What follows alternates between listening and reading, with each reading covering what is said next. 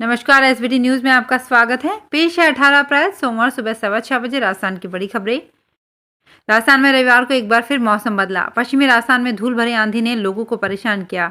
वहीं कई जगह बूंदाबांदी से तापमान में 2 से 3 डिग्री सेल्सियस की गिरावट दर्ज की गई, जिससे लगातार बढ़ती गर्मी से प्रदेश के लोगों को राहत मिली। मौसम विभाग ने बारिश के साथ ओले गिरने की चेतावनी दी है। जयपुर में रविवार सुबह तेज आंधी ने लोगों को परेशान कर दिया। दोपहर बाद बादलों ने डेरा डाल दिया। आंधी के साथ बूंदाबांदी से जयपुर के तापमान में 3 डिग्री सेल्सियस की गिरावट हुई। तापमान 41 डिग्री सेल्सियस से लुढ़ककर 38 डिग्री सेल्सियस पर आ गया। हालांकि आंधी की वजह से वाहन चालकों को खासी परेशानी का सामना करना पड़ा। कुछ इलाकों में बिजली गुल हो गई। पूर्वी राजस्थान नहर परियोजना की डिटेल प्रोजेक्ट रिपोर्ट पर केंद्र सरकार की आपत्ति को मुख्यमंत्री अशोक गहलोत ने अव्यवहारिक बताते हुए कहा है कि पानी की कमी वाले राजस्थान की दूसरे राज्यों से तुलना करना गलत है। मुख्यमंत्री गहलोत ने रविवार को ईआरसीपी को लेकर अधिकारियों के साथ बैठक की। उन्होंने ट्वीट कर कहा, केंद्र सरकार की ओर से इस प्रोजेक्ट को लेकर लगाए जा रहे तकनीकी आरोप जटिल भौगोलिक परिस्थितियों वाले राजस्थान राज्य के लिए प्रैक्टिकल नहीं है। राजस्थान की सबसे बड़ी सोडाला एलिवेटेड रोड इस साल जुलाई से लोगों के लिए खुल जाएगी। जयपुर जेडीए की ओर से हवा सड़क पर बनाई जा रही इस एलिवेटेड रोड का काम मई तक पूरा हो जाएगा। जून में इस एलिवेटेड रोड का लोड टेस्ट किया जाएगा। सब कुछ ठीक रहा तो इस पर जुलाई से गाड़ियां चलने लगेंगी। रविवार को जेडीसी रवि जैन ने सोडाला एलिवेटेड रोड का निरीक्षण किया। उन्होंने कहा कि अब तक भले ही काम में देरी हुई हो, लेकिन अब इसे निर्धारित वक्त पर पूरा करना ही उनकी प्राथमिकता रहेगी।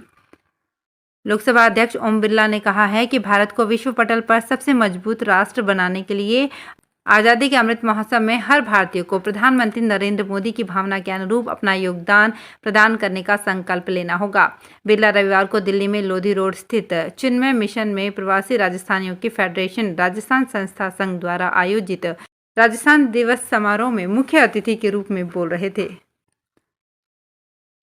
राजस्थान के स्वायत्त शासन मंत्री शांति धारीवाल के निर्देश पर कोटा उत्तर नगर निगम क्षेत्र में स्थित सभी स्थायी रेन बसेरों को सड़क किनारे सोने वाले अथवा बेघर लोगों के रेन बसेरे में आश्रय के साथ भोजन की व्यवस्था भी निःशुल्क प्रदान की जाएगी। निगम आयुक्त वासुदेव मालावत ने बताया कि राज्य सरकार की मंशा के अनुरूप नगर निगम द्वारा स्थायी रैन बसेरे उत्तर के क्षेत्र में संचालित किए जा रहे हैं, जिसमें बेघर, बेसहारा एवं असहाय व्यक्ति इन रैन बसेरों में आश्रय ले सकते हैं। इन रैन बसेरों में रहने वाले व्यक्तियों को निःशुल्क भोजन इंदिरा रसोई के जरिए उपलब्ध कराया जाएगा। राजस्थान रिन्यूएबल एनर्जी प्रोडक्शन में देश में पहले नंबर पर आ गया है। प्रदेश ने 17,040.62 मेगावाट रिन्यूएबल एनर्जी डेवलप कर तमिलनाडु, गुजरात, कर्नाटक और महाराष्ट्र को पीछे छोड़ दिया है। एक महीने में ही राजस्थान चौथे से पहले पायदान पर आ गया है।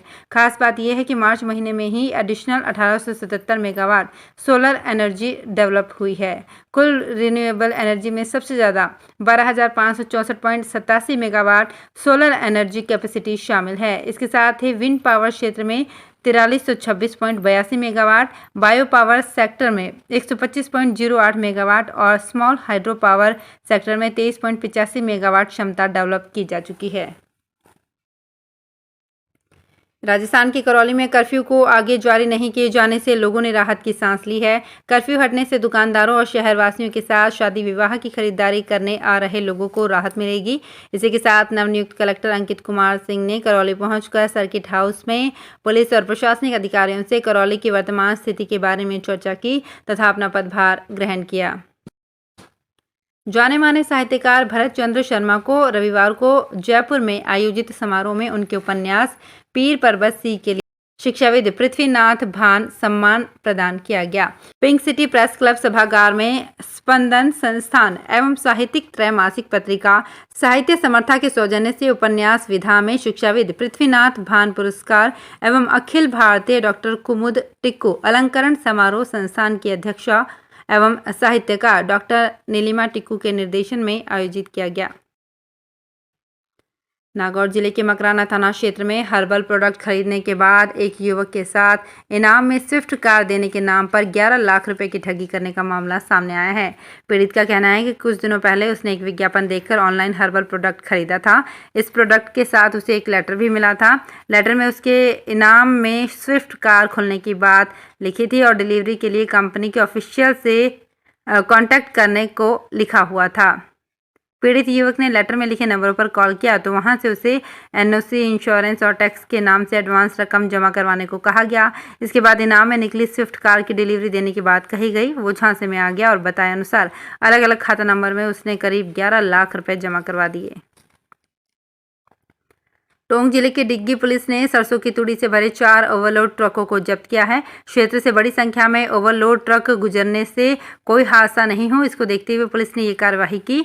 डिग्गी थाना अधिकारी सत्यनारायण चौधरी ने बताया कि एसपी मनीष त्रिपाठी के आदेश पर शनिवार रात करीब 11 बजे लावा से डिग्गी की ओर सरसों की तूड़ी से भरे 4 ट्रक आते दिखाई दिए। उन्हें नाकाबंदी कर रोका और ओवरलोड मिलने पर चारों को जब्त कर लिया। पुलिस ने इस मामले में मामला दर्ज कर जाँच शुरू कर दी है।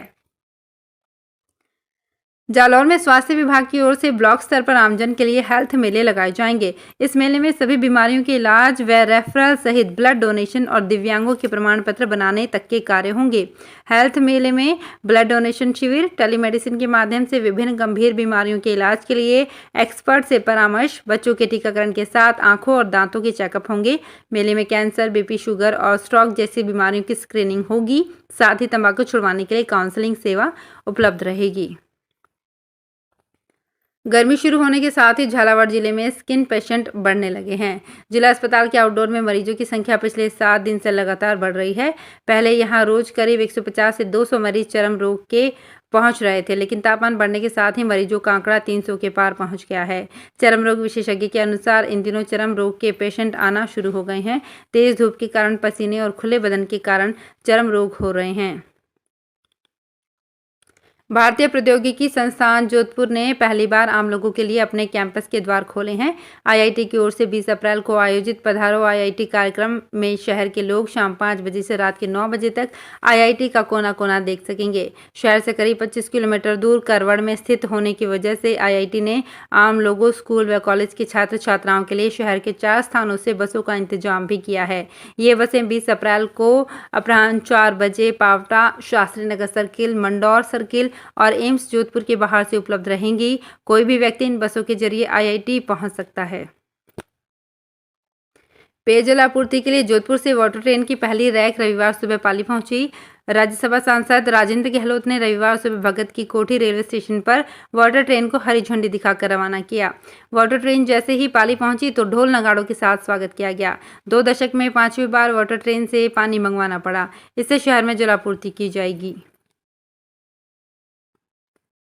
राजस्थान में 8वीं बोर्ड की परीक्षा रविवार से शुरू हो गई है। 8वीं बोर्ड जब से लागू हुई तब से पहली बार रविवार को परीक्षा हुई। पहले दिन परीक्षा को लेकर विद्यार्थियों में खासा उत्साह देखा गया। डाइट प्राचार्य चारुमित्रा सोनी ने बताया कि कोटा जिले में 138 केंद्रों पर 27,562 पंजीकृत विद्यार्थियों में से 27,028 विद्यार्थी परीक्षा में उपस्थित रहे, जबकि 534 अनुपस्थित रहे। परीक्षा सुबह 10:30 बजे से दोपहर 1 बजे तक चली। पहला पेपर गणित का हुआ। डाइट की ओर से पेपर सभी ब्लॉकों में पहले से ही भिजवा दिए गए थे। इन्हें पुलिस सुरक्षा में थानों में रखवाया गया। वहां से केंद्राधीक्षक की मौजूदगी में पेपर निकाले गए। तो फिलहाल इस बुलेटिन में इतना ही। फिर हाजिर होंगे कुछ और बड़ी खबरों के साथ। एसबीटी न्यूज के और भी वीडियोस को देखने के लिए हमारे चैनल को सब्सक्राइब करें और नोटिफिकेशन पाने के लिए बेल आइकन को प्रेस करें।